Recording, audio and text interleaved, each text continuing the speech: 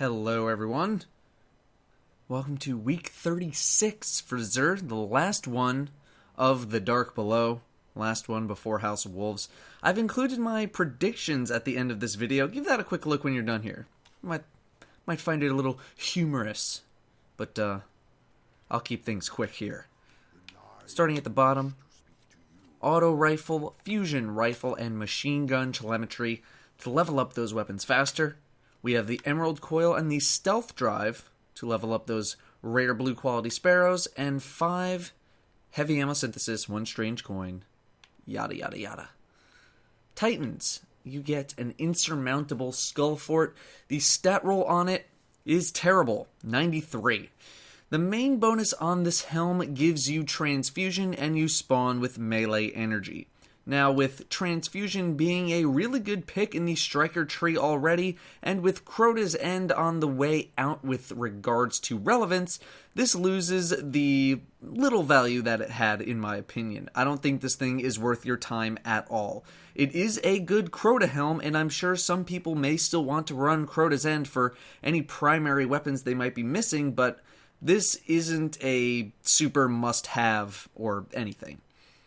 Hunters get Knucklehead Radar. Strength roll is 123. That's 5 off the maximum. Pretty good, but it is strength, which is not as good, but for hunters, it's alright. The main bonus gives you vision of your radar while aiming primary weapons, also known as Third Eye. This is a decent subclass neutral PvP helm, but most people I know prefer to roll with Symbiote for Golden Gun and Third Man or Raspberry for Blade Dancer. This is very much a personal preference exotic, though. It depends on how much you value the radar in PvP situations.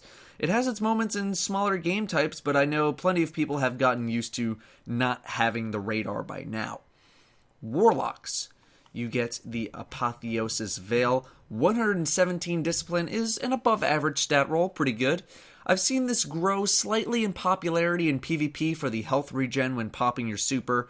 For PvE purposes, it was also a very good Crota helm, still is, but Crota's End is on its way out, but, I suspect people who did not have the chance to run hard mode might do so in House of Wolves because they'll be level 34.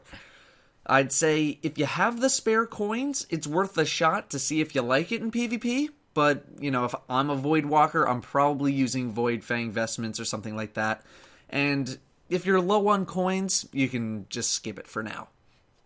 The weapon of the week is Truth for 17 strange coins. This is without a doubt the best PvP rocket launcher in the game.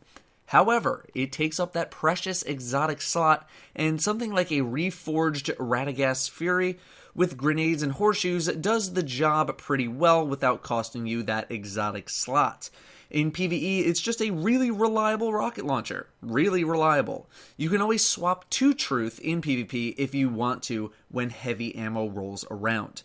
I don't think it's the most urgent pickup in the world. It all depends on your coin situation, how much you PvP, and how much you think you actually need this. It is very good, but this is a judgment call purchase based on your current situation. The Ngram of the week are gauntlets, but you should not waste your motes this week. Spend them next week so you get something at a higher light level with the possibility of getting a new House of Wolves exotic. Reminder that saving engrams will not work, so please do not waste those motes of light. Armor upgrades are in a similar boat. You should only upgrade if the stat roll on an upgrade is noticeably higher than what you have, since you'll be able to upgrade to 42 light gear next Tuesday. Essentially, everything here is either barely an average roll or is much worse than average, not to mention that none of the exotics here are top tier for any class. However, the Hunter Crest of Alpha Lupi is a 168 stat roll. That's 2 or 3 off the maximum, which is something worth investing in and experimenting with in Trials of Osiris or general 3v3 PvP. You don't see that high of a stat roll come by too often, but this is really the only thing that I saw that is worth upgrading.